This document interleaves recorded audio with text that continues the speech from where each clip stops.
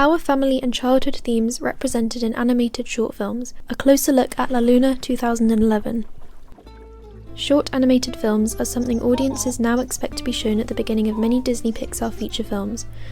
They have become well known to be short and sweet animations with child-friendly themes. La Luna, a 2011 Disney Pixar animation directed by Enrico Casarosa, follows the story of a young boy on a boat trip with his father and his grandfather.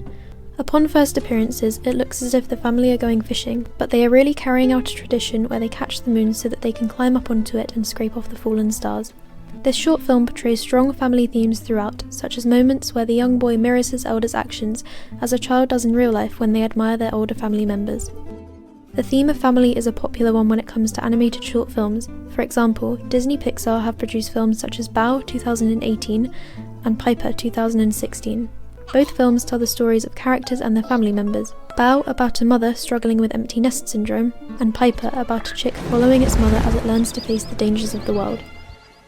In Paul Wells' book, Understanding Animation, Holloway suggests, to animate is to give life and soul to a design, not through copying, but through the transformation of reality.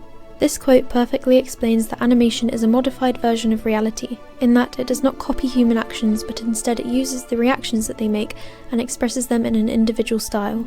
In La Luna, the characters do not look identical to humans in real life, but the stylistic choices enhance the features that make audiences react the most.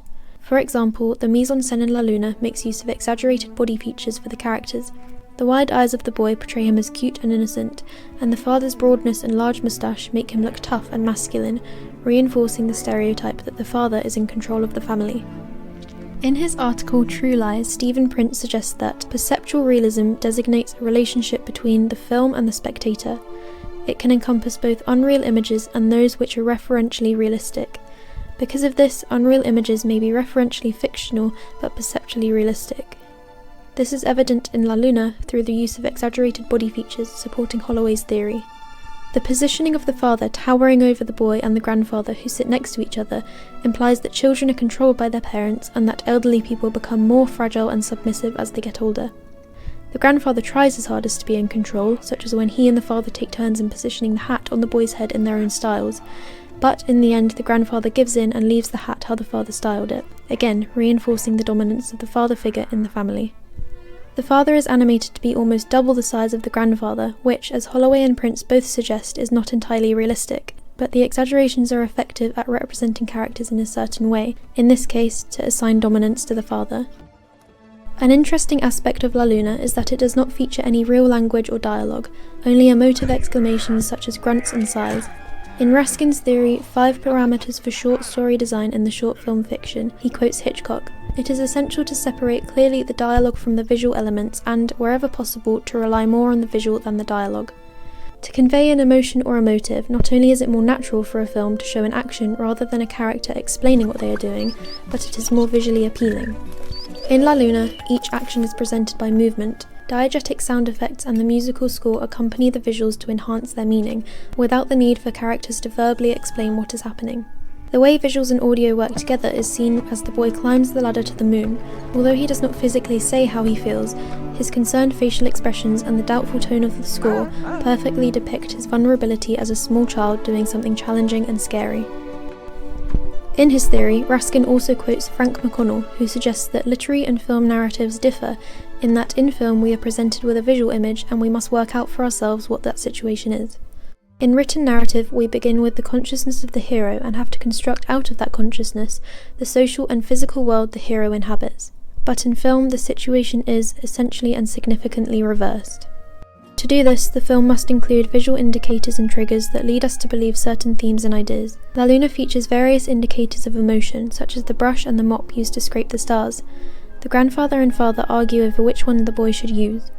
These objects are used as metaphors to present the family expectations from the father and the grandfather, similar to the hat segment. Raskin explains specific objects are singled out and invested with a special meaning for characters and for us. Once charged with that meaning, objects can take on and carry out an important role in the storytelling work of the film.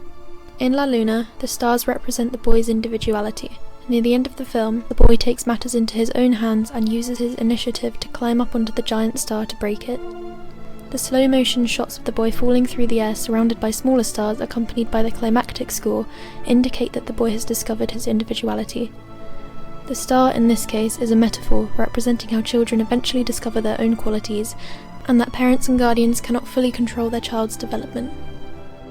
It is easy to relate and empathise with the family in La Luna through the way they are presented, such as the cinematography. As Riss says in his theory, Toward a Poetics of the Short Film, when a film uses empathy, it is strongly felt, almost as if we become physically engaged. In La Luna, the viewer connects to the boy and feels empathetic towards the way his elders try to influence his actions. As the film progresses, the boy is shown to be increasingly independent. To begin with, the high-angle shots looking down at the boy make him seem vulnerable, alongside the low-angle shots of the father that portray him as powerful and dominant. Later, as the boy climbs the ladder up to the moon, he looks down at the father and his grandfather, shown in a high-angle, point-of-view shot. The viewer empathises with him through his uncertain whimpers and facial expressions as he floats upward, and when he lands, there is a sense of relief caused by a spin of the frame that focuses on the boy's accomplished smile. This extract implies the boy has begun to find his own path, representing childhood and reinforcing that children can be fragile but must take risks to grow older in order to mature. Although at first glance the narrative of La Luna suggests the dominant figures in the family are in control, the animation techniques gradually reinforce the view that children should not be entirely controlled, and that they should become somewhat independent. At the end of the film, the family laugh together, and the two adults pat the boy's head. The tension between the two men subsides as they look at each other and smile, knowing that they are both equally proud of the boy, demonstrating that they have finally accepted the boy's individuality.